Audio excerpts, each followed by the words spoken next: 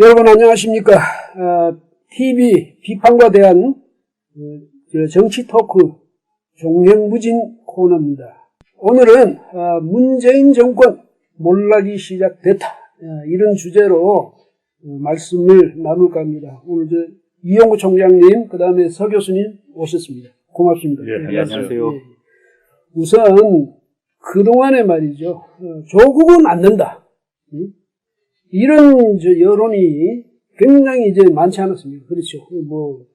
사실은 초기에는 보면 20%포인트 이상 반대 여론도 있었고 이랬는데, 거기다가 전 언론이 나서가지고, 얼마 전에 청문회 때 이철희 의원이 이야기하기로, 이 조국, 한 달 동안 조국 기사가 118만 건 나갔다.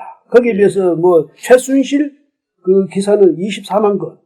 이렇게 얘기했죠. 세월호 기사가 24만 건, 최순실 기사는 11만 9천 건, 이렇게 이야기했는데, 엄청난 차이 아닙니까? 이름에도 불구하고, 문 대통령 기어이 조국 법무장관 임명, 자기들 말로는 단행했다 이러는데, 감행했다 이러는데, 여하튼 저질렀습니다. 이 저지른 이유가 뭐라고 생각하십니까? 제 생각에는, 첫째는 문재인 대통령의 성격에서 찾을 수 있을 것 같아요. 자기 고집, 내가 옳다고 생각하는 건 무조건 옳은 것이다 라고는 자기 아집, 자기 독선. 근데 그건 국가 지도자로서는 대단히 위험한 겁니다. 또 하나는 이 과정을 봐가면서, 아까 말씀드린 대로 100만 건이 넘는 기사를 봐가면서, 조국 후보자가 여러 가지 도덕적인 문제, 법률적인 문제, 또 우리나라의 가장 국민들의 영린, 즉 뭐냐면은 대학 입시 문제, 이런 데서 부정을 저질렀다는 것을 알았을 텐데, 그럼에도 불구하고 자기 부정을 하지 못하는, 즉 내가 생각한 거는 무조건 옳다, 이런 고민이 있었을 텐데요. 그 상황 하에서 즉 뭐냐면은, 그래도 만약에 여기서 내가 물러나면은, 그러면은 이제 우리의 지지 기반이 흔들린다, 이러한 위기의식이 있었던 것 같은데, 저는 이렇게 생각해요. 제가 어렸을 적에 집에서 조그만 잘못을 저지르잖아요. 그러면 이제 부모님한테 고민을 해요. 이제 부모님한테 이거 솔직히 고백할까, 아니면은 그냥 이제 넘어갈까. 그러다가, 설마 부모님 모르시겠지. 이러다가 이제 그냥 넘어가고, 그러다가 이제 그걸 감추기 위해서 또 더 큰 거짓말을 하고, 이러다가 이제 큰 사건으로 터지거든요. 저는 지금 상황이 그러한 전환점이 아닌가, 이런 우려가 있습니다. 문제는 뭐냐면, 이게 개인의 또는 집안의 문제가 아니고, 국가적인 문제이기 때문에 더 큰 걱정을 하고 있습니다.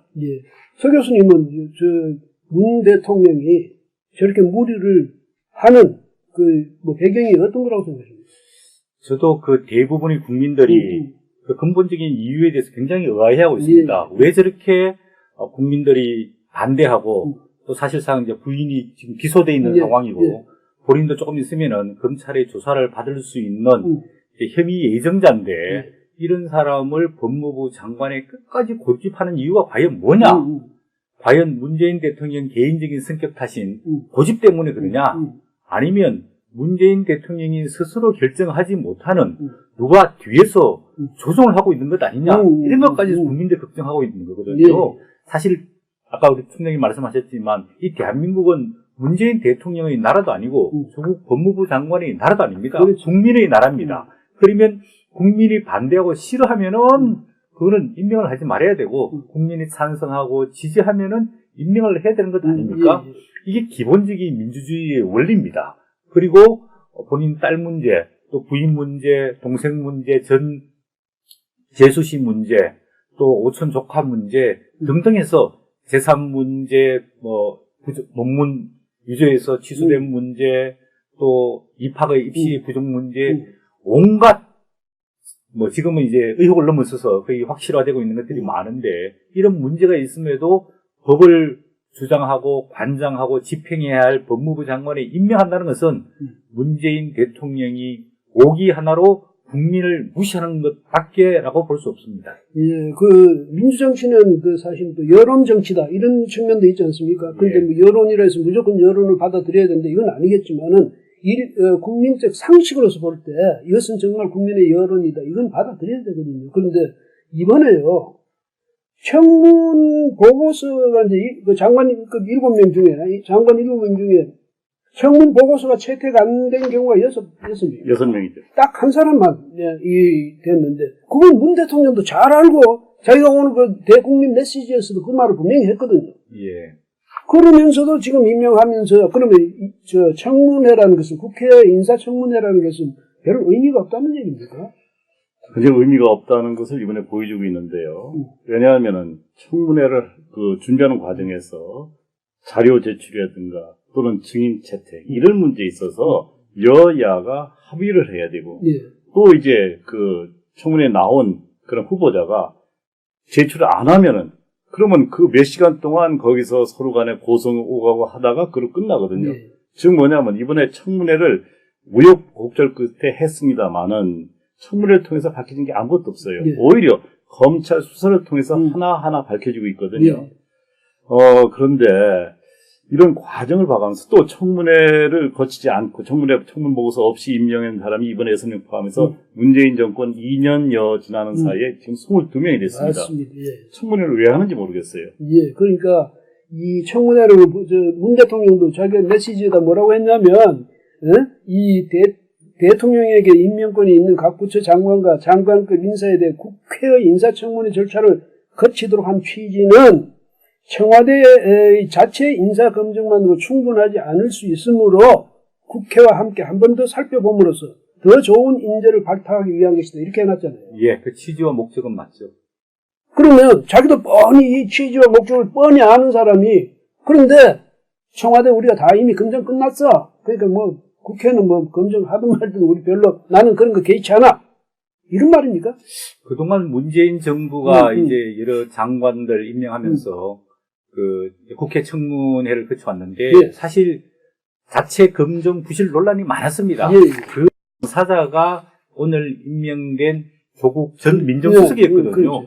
그런데 한 번도 그런 내부 그 인사 검증에 대해서 책임을 진 바가 없습니다. 예. 사실은 후보자가 그 검증 과정에서 문제가 생겨서 국회에서 인사청문회에서 논란이 되면 그 사실에 대해서는 그 당사자뿐만 아니라 검증 책임자인 민정수석이 상당 부분 책임을 져야 되는 거거든요. 그렇죠.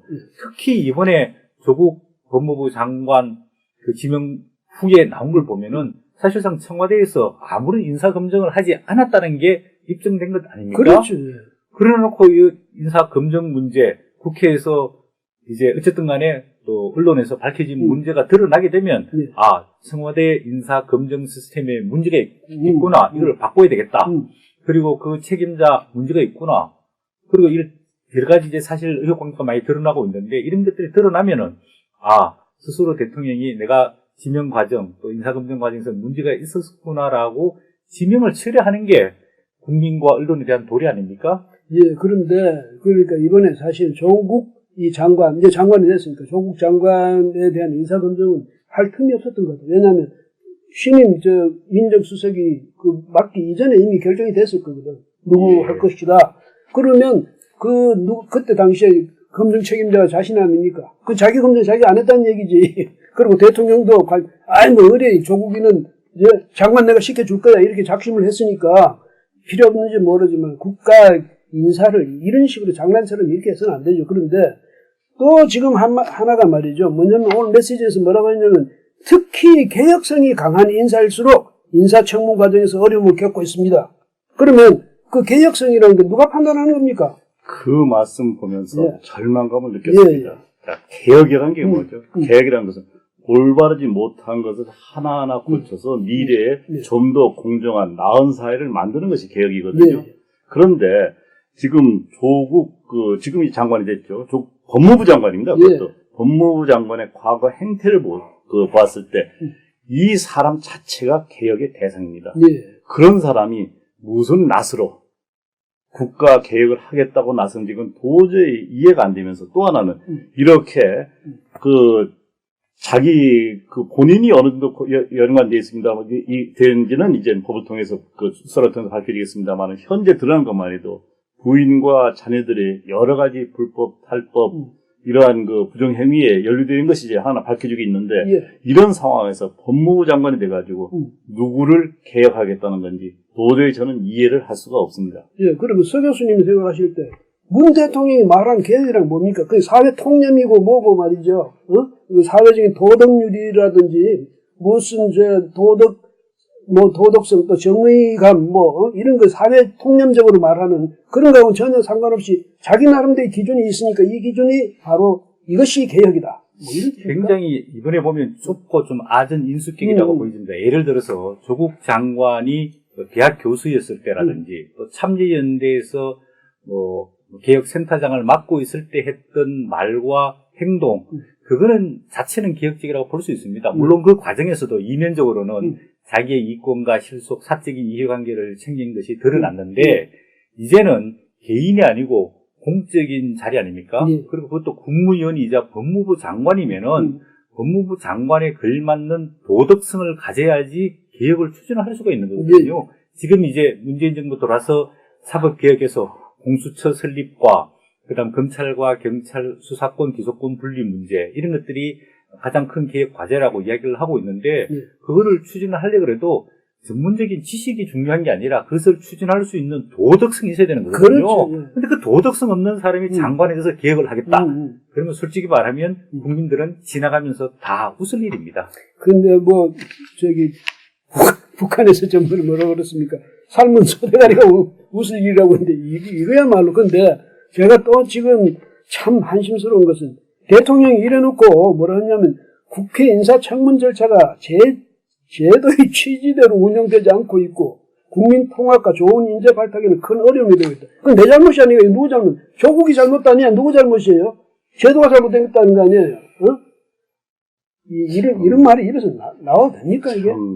그 문재인 대통령이 그 명심해야 될 것은 과거 그 수많은 국무위원 청문회를 그 과정에 있어서 이와 같이 정말로 그 여러 가지 다양한 형태의 문제가 있었고 또 검찰 수사까지 받는 즉 부인이 기소까지 되는 그러한 국무위원 청문회는 없었습니다. 왜 그거에 대해서 한 말씀 안 하시는지 그래가면서 오히려 저는 어떤 면에서는 참 이제 나라의 그 미래 내일을 걱정하는 분들이 많거든요. 경제 문제, 애교 문제, 또 북핵 문제 여러 가지 면에서 자 그런데 일단 국민들이 그 소위 말해서 촛불혁명을 통해서 이제 문재인 대통령 좌파 정권에 대해 정권을 맡겼습니다.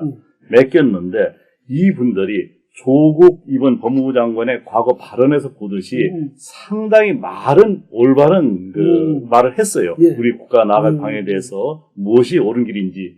그런데 그 이면에서 자기들의 행동은 전혀 그렇지 않고 소위 말해서 강남 좌파라는 사람들이 말과 행동이 표리부동한 이러한 민낯을 이번에 아주 제대로 보여줬거든요. 그래서 오히려 어떤 면에서는 국가의 먼 장래를 위해서는 이 강남 좌파들의 민낯을 제대로 국민들에게 이해를 시켰기 때문에 오히려 이번 기회가 더 국가를 좀 더 기반을 탄탄하게 하는 좋은 기회가 되지 않을까 이런 생각을 합니다. 저도 보면은 문재인 대통령이 어쨌든 간에 박근혜 전 대통령 탄핵 이후에 대통령이 됐으면은 좀 통합적으로 국가를 운영할 필요가 있었다라고 보여집니다. 특히 왜 법무부 장관 할 사람이 대한민국에 조국밖에 없습니까? 인재들이 많습니다. 그런데 왜 꼭 자기를 지지하는 자기 진영 내에서 자기의 충성심을 가진 사람만 그렇게 하다 보니까 인재풀이 좁아지는 거 아닙니까? 그리고 바깥에 있는 그 좋은 사람들 발탁할 생각도 하지 않고 한 번씩 발탁하려니까 아유 나는 뭐 그런 자리 하기 싫다. 그런 자리 맡기 싫다. 당신들하고 일하기 싫다. 이렇게 해가지고 거부하는 것 아닙니까? 이유는 그건데 왜 국회 인사청문회 제도 자체가 잘못됐다고 탓한 것은 굉장히 핑계라고 보여집니다. 제가 총장님한테도 하나 또 좀 여쭙고 싶은 게 뭐냐면 자기는 뭐라고 이야기했냐면 원칙과 일관성을 지키는 것이 더욱 중요하다는 거예요. 그러니까 뭐냐면 조국 후보자에 대한 여러 가지 의혹이 있음에도 불구하고 근데 그 원칙과 일관성을 지키는 게 더 중요한데 인사청문회까지 마친 절차적 요건을 모두 갖춘 상태에서 더 중요한 건 이겁니다. 본인이 책임져야 할 명백한 위법 행위가 확인되지 않았는데도 그러면 이 장관 그것도 더더구나 법무장관 좀 할 사람이 도덕성이라든지 집안 이른바 우리가 말하는 수신 제가가 이렇게 엉망이에요. 그렇잖아요. 그런데도 본인이 위법을 명백히 아직은 저지른 게 없으니까 임명하겠다. 논리 맞습니까? 그런데 생각해보자고요. 그 사실은 지금 수사하고 있는 거는 이제 본인의 턱 밑에까지 조국 장관의 턱 밑에까지 와 있다고 이제 발표가 되고 있습니다. 있는지 없는지 아직 모릅니다. 하지만은 분명히 밝혀진 것은 그 부인은 여러 가지 면에서 관계가 돼 있고 책임이 있는 것 드러나고 있거든요. 그런데 지금 우리가 살아가면서 부부는 소위 말해서 일심동체, 즉 지난번에 박근혜 전 대통령과 최순실을 경제 공동체라 그랬는데 부부는 사실은 같이 사는 삶의 공동체입니다. 즉 부부 중에 한편이 잘못한 거는 공동 책임이 있는 거라고요. 예. 그거를 갖다가 부인이 그랬으니까 자식 문제만큼은 한 달에 건너 생각하겠어요. 하지만 부인이 이렇게 기소까지 된 상황에서 본인이 책임 없다? 난 그 대통령 말씀이 도대체 뭐를 의미하는지 모르겠어요. 이거는 정말 우리나라 국민들을 우매한 국민들을 무시하는 이러한 언사로 아마 대통령께서 앞으로 이 발언에 대해서 큰 책임을 지셔야 될 겁니다. 아니 근데 자식은 좀 한 달이 건너다 예. 이러지만 자식 그 일을 저지른 게 부모들이 저질렀지 자식이 그건 명백한 거 아닙니까? 그렇지. 그걸 가지고 이건 자식 문제니까 따로 떼어내고 생각할 수 없는 거 아닙니까? 그 다음에 또 이제 무슨 문제가 있냐면 저와 함께 권력기관 개혁을 위해 매진했고 성과를 보여준 조국 장관에서 그 마무리를 맡기고자 한다는 발탁 이유를 이미 분명하게 밝힌 바가 있다. 자기가 이렇게 이야기했어요. 그러면 도덕적으로 어떻든 말이죠. 그 사람이 거짓말을 밥 먹듯이 했던 민의에 완전히 배신을 했던 민의에 대해서 어쨌든 그 사람은 내가 믿고 우리가 같이 손잡고 해왔으니까 끝까지 그 사람, 그럼 장관은 그럼 문재인 대통령 개인 뭐라는 거지 옛날에 말하는 집안의 개인 집사입니까? 아니면 국가의 공직입니까? 저는 그 말씀도 별로 실효성이 없을 거라고 보입니다. 아까 이용구 총장님 말씀하셨다시피 지금 이제 검찰이 조사하고 있지 않습니까? 예. 아직까지는 불법과 위법이 없다라고 이야기하고 있지만은 대통령은 예를 들어서 검찰이 철저하게 조사할 수 있도록 간섭을 하지 말고 만약에 그 과정 속에서 조국 장관이 불법이나 위법 행위가 있으면은 적극적으로 해임을 해야 됩니다. 네. 그렇지. 뒤집어 보면. 그런데 이런 이제 곧 그렇다고 해가지고 아까 개혁을 추진하겠다 그 이야기는 검찰로 하여금 너무 철저하게 조사를 하지 말고 조심해서 하라. 함부로 조사하면은 내가 당신들한테 어떤 조치를 취할 수 있다는 상당히 검찰에 대한 경고성으로 들리거든요. 그래서 제가 보기에는 윤석열 검찰총장을 비롯해서 검찰이 충분히 조사할 수 있도록 자유를 주고 그 다음에 그 과정 속에서 불법이나 위법 행위가 드러나게 되면은 적극적으로 조국 법무부 장관을 해임하는 게 맞다고 보여집니다. 근데 제 알기에도요, 윤석열 검찰총장은 굉장히 통이 큰 보수 기질이랍니다. 그래서 아마 이 상황에서 윤석열 검찰은 아마 이 수사를 어떤 외부의 압력이나 설령 것이 대통령의 압력일지라도 아마 극복해가면서 하나하나 수사해 나갈 것이라고 생각합니다. 그렇기 때문에 지금 대통령께서 정말 오매불망 추진하고자 하는 검찰 개혁, 공수처 설치, 검경 수사권 조정 이런 문제들이 과연 조국 법무장관 하에서 이게 가능할지 오히려 정말로 대통령이 검경 수사권 조정과 검찰 개혁을 하고자 했다 그러면은 오히려 조국 장관을 임명하지 않았어야 된다고 생각합니다. 아마 검찰에서 지금 오히려 좋아할지도 몰라요. 그 피의자 될 사람인데 이거 잘 됐다. 누구들이 우리 개혁할 수 있나 한번 보자. 왜냐하면 검찰은 영원한 조직이고 지금 문재인 대통령은 아무리 길어봐야 이제 2년 반. 그것도 이제 선거 기간 빼놓고 나면 2년도 안 남았어요. 예. 그럼 검찰은 기다릴 거 아닙니까? 내가 보기엔 불가능하다고 생각합니다. 그 인사청문회 제도라는 것이 본래 김대중 대통령 때 그때 이제 국무총리에 대해서 인사청문회 처음 시작했고 노무현 정권에 들어와서 이제 이게 처음에는 4대 권력기관장 여기서 하다가 나중에 전체 국무위원으로 확대가 됐거든요. 이렇게 자기들 정권에서 했던 일을 지금 자기들 정권에서 지금 이것을 의미나 취지를 완전히 무시해버리는 것 아닙니까? 이런 의식을 가진 사람이 개혁한다? 그거는 정말 저뿐 아니라 국민들 모두가 신뢰하기 어려운 일이고, 또 지금 이제 중요한 것은 하나만 더 이제 여쭤보겠는데, 지금 뭐라고 하냐면, 검찰은 검찰이 해야 할 일을 하고, 장관은 장관이 해야 할 일을 해 나간다면 그 역시 권력기관의 개혁과 민주주의 발전을 이끄는 그런 일이다. 이렇게 이제 이야기를 했는데 지금 말은 윤석열 총장이 지금 하는 거 방해 안 하겠다는 이 말 아닙니까? 그렇죠? 예. 그런데 아까 서 교수 이야기했지만 듣기에 따라서는 이제 검찰 수사는 여기까지다. 더 이상 확대하지 마라. 이런 말이 될 수도 있거든. 예. 그런데 이 양반 이 말 믿어도 됩니까? 이제 검찰은 검찰대로 수사하세요. 그 다음에 조국은 조국대로 개혁해 나갑시다. 무슨 이런 나라가 이게 법치입니까? 그 통상적인 경우에는 맞는 이야기입니다. 검찰은 수사를 하는 거고 법무부 장관은 법무부 장관으로서의 책임을 지고 이제 일을 하는 건데 지금은 법무부 장관이 어쨌든 간에 수사의 대상이 되어 있는 상황이거든요. 네. 그러면은 수사의 대상이 되어 있는 장관이 개혁을 추진한다.